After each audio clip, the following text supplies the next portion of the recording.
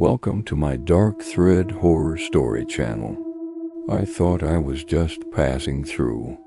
Now I understand there's no such thing here as passing through. If you find yourself on the old road past mile marker 19, turn back before the sun goes down, because once the dark comes, the town finds you. And if it finds you, you're already dead. There's a collapsible bridge shortly into the woods. You'll know it if you see it. It looks like something from another time, a weathered stone structure that should have crumbled into the stream below long ago. A few hundred yards beyond, you'll find the sign. It's big enough to miss, nailed to a rotting tree with a crooked slant. The paint is flaking off, but the welcome message remains. This is Brambles Hollow. I discovered it 2 years ago. I was driving home after visiting my sister in the city. I wanted to take the back roads to avoid traffic. My GPS lost signal somewhere past the collapsed bridge, and I figured I could navigate by memory. That's when I saw the sign, a battered wooden thing with chipped paint. Welcome to Brambles Hollow. It didn't show up on any map I'd seen, but I needed gas and maybe a coffee, so I pulled in. The town looked like it had been frozen in time. Old brick buildings, faded advertisements painted on walls, empty streets. The gas station pump didn't work, so I walked to the diner. The place smelled like stale coffee and wood smoke. The woman behind the counter stared at me like I'd just stepped out of a coffin.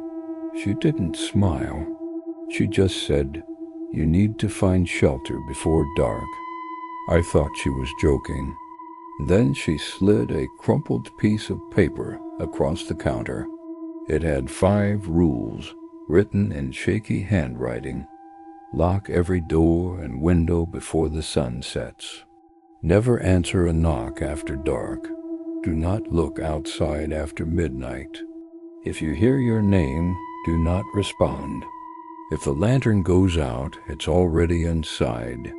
I laughed nervously and asked her what this was. She said, "The only thing keeping you alive until morning." I knew she was serious, so I went looking for a place to stay. A man named Harris offered me a room above the old hardware store. He told me sunset came faster than you expected here. By the time we got upstairs, the sky was already bleeding orange. We bolted the doors and covered the windows.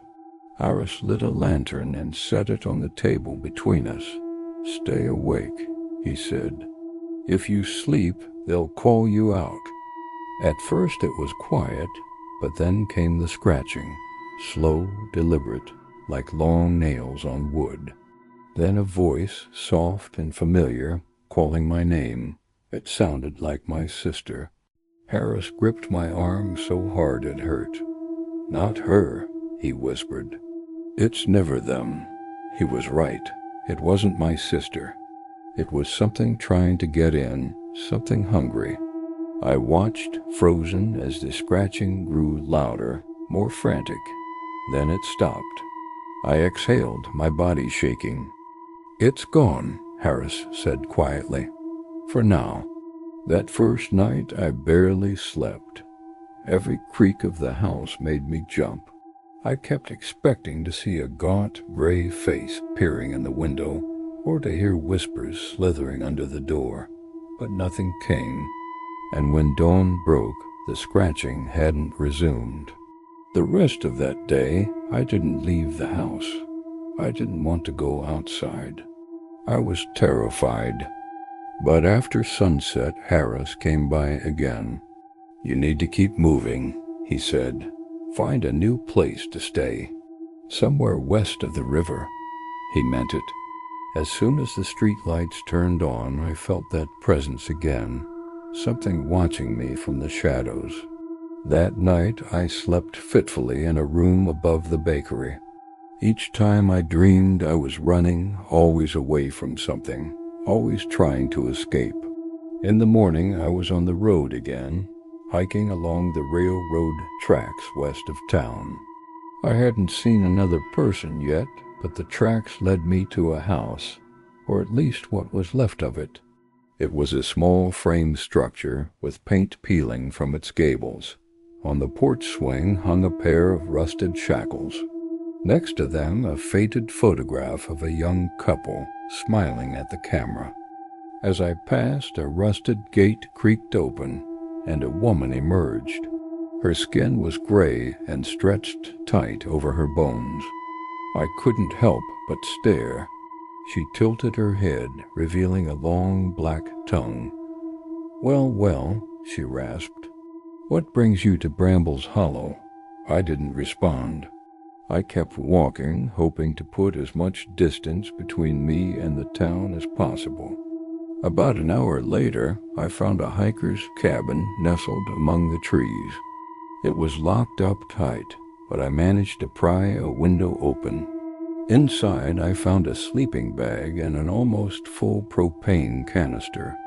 I didn't care how dirty the bag was. I crawled in and immediately fell asleep.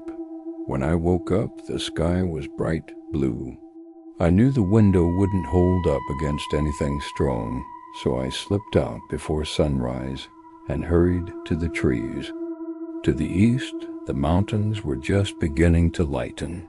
I walked until I could see the river, the same river I'd crossed on that first day, but the water looked different somehow, darker, oily. As I got closer, I could make out a shape floating in the current. I recognized that same gray skin, the long black tongue. It was drifting toward me. I screamed and ran back the way I came. All morning, I heard splashing in the water, heavy footsteps on the ground, and always that wet, sucking sound. I never dared look back. Finally, I collapsed on the bank of the river. Out of breath, I looked around wildly, desperate to escape whatever was pursuing me. Then I noticed a rowboat docked on the shore.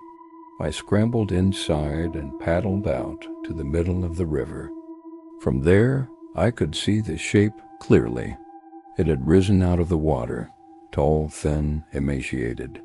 Its arms were long and skeletal. Its eyes were black pits, staring sightlessly ahead. It dipped back into the river and swam toward me. Panic welled up inside me. The boat was too small. I was trapped. That's when I saw the lantern in the creature's hand, a small oil lamp casting flickering shadows on its distorted face. The next morning, I woke up on the bank, shivering and alone. The sky was overcast, wind whipping through the bare branches overhead. The rowboat was overturned, smashed to splinters. I stood up and walked into the trees, deeper and deeper until the forest swallowed me whole. I don't remember how long I stayed there. Days, weeks. Time lost all meaning. Then one afternoon, the trees opened up and I found myself on a dirt road. I walked until I saw a farmhouse in the distance. By the time I reached the porch, my throat was hoarse from disuse. The screen door slammed shut behind me. I was safe. Or maybe I'm still not safe. Maybe I'm just delaying the inevitable. Maybe someday the town will find me again. If you see the sign for Brambles Hollow, don't stop. Don't even slow down. Because once the sun sets, there's only one thing you can do.